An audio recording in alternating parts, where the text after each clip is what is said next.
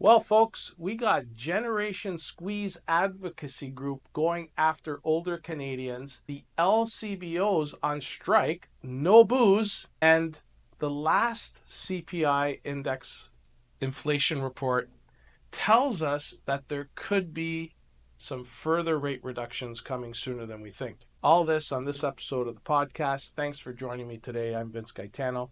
So let's get right into it. There's a chap out in the BC. His name's Paul Kershaw. He's the founder of an advocacy group called Generation Squeeze. He's also a professor at UBC. I think he deals with population growth and public policy or something like that.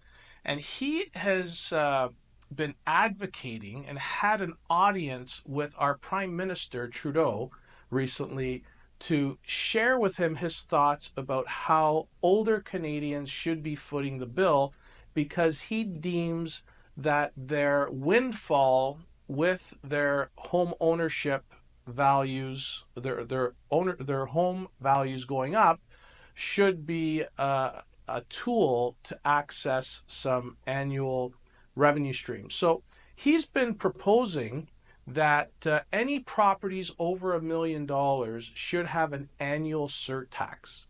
And he's suggesting that anything over $1 million should pay an annual surtax of about 0.2%. A million and a half to 2 million should be half a point. Sorry, yeah. Anything up over a million should be 0.2%. Anything 1.5 million to 2 million should be half a percent.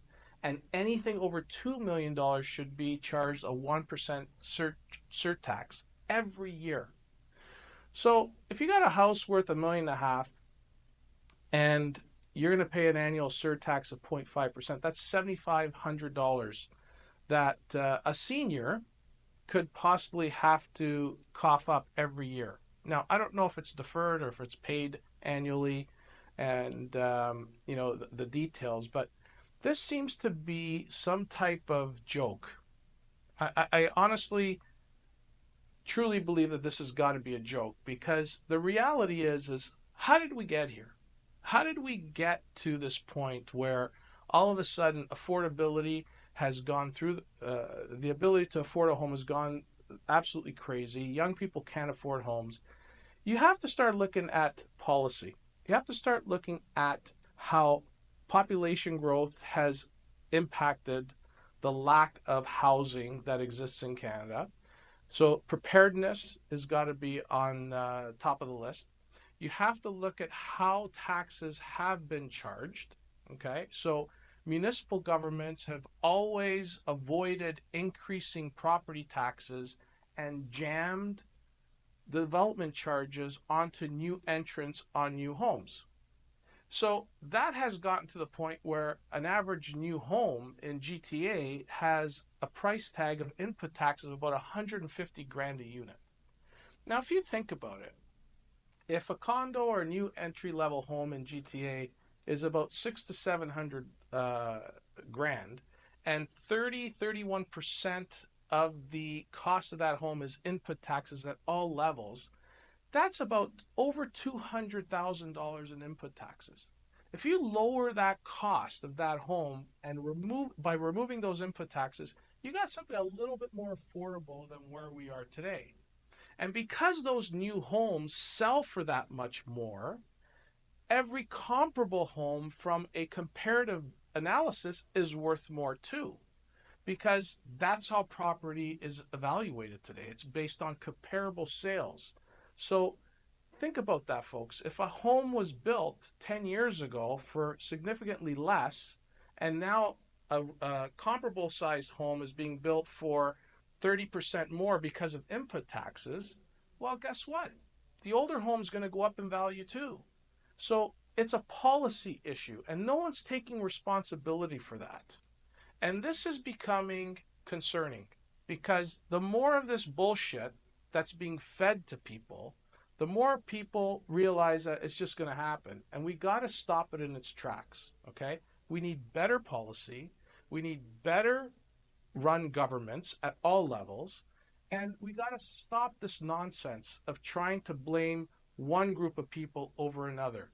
There are a lot of folks that worked extremely hard in a different environment for lower wages and grew families and raised families on a pittance. So stop picking on those older folks and claiming that they've had a windfall. This is all because policy has put us where we are. Okay?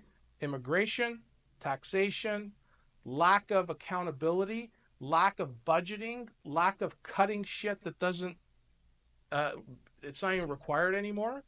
It will become a shit show if we don't start holding politicians to account. Okay. And we should bring in term limits. We should start thinking about holding these folks to the fire because they are doing a shitty job, an absolute shitty job. This week I met with a bunch of clients. In particular, one client stood out. He's a TTC driver. Okay. He said driving a bus in the city has gotten so ridiculous when you couple bike lanes with cafe TO program where there's now patios out into the street. He said you can't get two buses to to cross on Ossington Avenue. It is so tight from the fact that there's oops. A few moments later. Sorry. So it's getting really bad. Like he was complaining how the buses can't even get, they can't cross each other, they can't pass each other because the streets are so tight. These bike lanes are becoming ridiculous. It's becoming a bit of a mess out there. And all these bullards are spewing on the street, broken, run over. They're not really even caught. Like people aren't even riding bikes in some of these lanes. I talked about the Chesswood renovation. They've added bike lanes from Finch all the way to Shepherd on Chesswood. Chesswood's an industrial park. Like it's all auto body shops and industrial units and whatnot. Like I haven't seen a bike go down Chesswood in years. Like I don't know, folks. It's a waste of money. Our money's going to the shits. But one thing I do want to talk about is the May CPI report. In the May CPI report, Stats Canada made, excuse me, but my camera's just slipping here. In the May CPI report, Stats Canada adjusted the baskets and changed the weighting of things. So although inflation did creep up to 2.9% from 2.7 in April, there's a silver lining. And that silver lining is that they've increased the weighting of mortgages in the housing component of the basket. And now the mortgage component represents 5.2% of the weighting as opposed to 3.5, which comes down to and calculates to 1.3% of the CPI was related to mortgages. Okay? Now, what this means is that although the CPI for May was 2.9%, everything else when you pull out mortgages was only 1.6% increase year over year, which is in line with Tiff Macklin's target rate of 2%. Now, what's interesting is with the higher weighted mortgage component in the basket, it's going to put further downward pressure onto the future stats. The first few months will have some volatility because of the change, but it will use this tool that Bank of Canada uses to be more beneficial in its reading with the higher weighting. Now, as most of you know, I'm not a big fan of always changing the weightings and the makeup of the basket because they do manipulate it. They do fuck around with the numbers. And the reality is how can you compare one year to the next when you're always changing the weighting? It's not a true reflection. And I'm always concerned about how they change the weighting, especially in the three biggest categories, which is shelter, food, and transportation. So I'm going to keep an eye on that, but it is very, very helpful knowing that we are going to see inflation. They are going to come and get you. Sorry. This will help the inflation numbers. Now, some other data: unemployment creeping up to 6.4%. Okay, it is starting to climb at a rapid pace. Things are starting to crack. A lot of layoffs. A lot of the employment numbers are of part-time jobs, not necessarily full-time. So it is a concern that the job market is softening. This is what happens when there is a delay in all the increases to rates and whatnot. It takes about 24 months for all those rate increases to start taking effect and impacting the overall economy. And we're starting to see it now.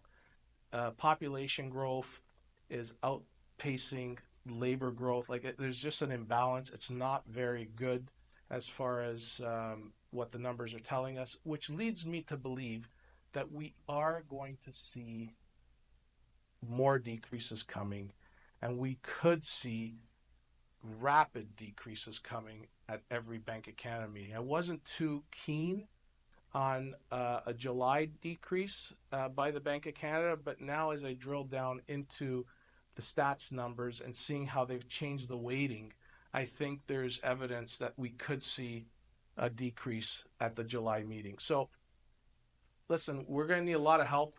A lot of people are struggling. We're seeing a significant amount of people really having a hard time with the renewal rates that they're facing. There's a lot of sticker shock on those payment amounts, and we're seeing folks struggle considerably to keep up with those payments. They're liquidating assets. They're finding part-time jobs. As I pointed out, a lot of the growth to any employment numbers are more part-time. A lot of job losses on the full-time front. So it is starting to play out as we expected. Not positive in nature, but it will get us to rates moving downward over time. And it could take place over the next 12 to 18 months. As I've always mentioned, it takes a while to filter through. So tighten up, put on the helmets, tighten the chin strap, start buckling down in your costs. As I've said many times, pull out your bank statements, pull out your credit card statements, print them out. Right? Don't just look at them online, print them out. Start looking at all those recurring transactions, subscriptions, any type of cable channels and apps that maybe you don't use. Get rid of them. One of the things that was quite popular and was in my inbox from the last time I was on: cancel your card and get a new one. Everybody's contacting you to re-engage with the new credit card, and you'll realize how many subscriptions you have. So call in, say, hey, I lost my card, cancel it, whatever. Let them send you a new one, and you're going to get a whole bunch of people emailing you and say, hey, you got to update your credit card because our last transaction didn't go through because the card doesn't exist anymore. Good way to clean house. Start anew. Get rid of stuff you don't need. Get rid of subscriptions you don't need. Focus on what are important, the needs, get rid of the wants, and really start buckling down and getting through the next little while as we all face higher rates for the next little bit. Let's hope they get down sooner and help everybody along. The big thing in GTA, pretty much the province, is the LCBO strike.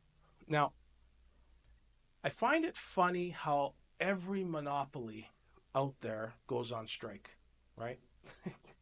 I don't know if this is a war that you want to fight at the union level. I might get some Molotov cocktails thrown through my window, but the reality is, folks, you know, sometimes we need choice. And I don't think it's a bad thing that there's liquor sold elsewhere other than the LCBO. You know, I know a lot of folks are going to struggle without any alcohol and whatnot, but you know what? Support your local stores. Try to give them a chance. They need their help. They're businesses too. They don't have the networks and the infrastructure that the LCBO has. And they're just trying to make a buck, trying to make a living just like everybody else. I'm not trying to pick sides, but the reality is I don't know if this is a war that the LCBO union's going to win here. I really don't. I'm not really keen on Doug Ford sticking it to them with these commercials and stuff. But the reality is you know what? No one has job protection anymore. That doesn't exist anymore. Like Everybody has part-time staff. No one wants to pay benefits anymore. There's no pension plans out there. It seems like it's really getting to the point where no one has job security. So what makes you think people should get it, right? Like everybody's got to figure it out. Not popular, I get it, but I don't know. I don't know if this is one of those wars the union's going to win this time because at the end of the day, people just want choice. People want options. And when you're a monopoly, there's not really much options, right? I don't even feel safe going into LCBOs anymore. Every time I go to one, I see somebody with a fucking rolling suitcase filling it up with vodka and booze and walking out without paying. I don't find that very appealing. So if there are other options out there, I'm all for it. But folks, come up with a better plan. Find better security to look after your shops and do what you got to do to make it work. I'm sure there's a compromise. Anyways, um, weather's getting better. I hope everybody starts enjoying the weather. Um, I want to thank everybody for their support of the new podcast, of the YouTube channel. Um, I, I'm so encouraged by all the feedback. Thank you. I really appreciate it.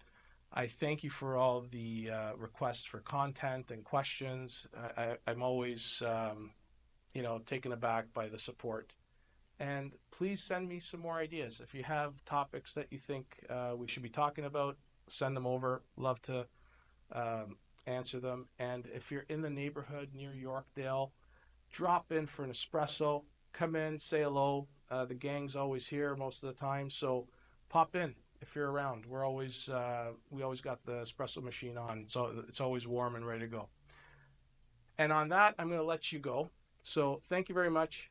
Enjoy the weather. Have a good one. Take care.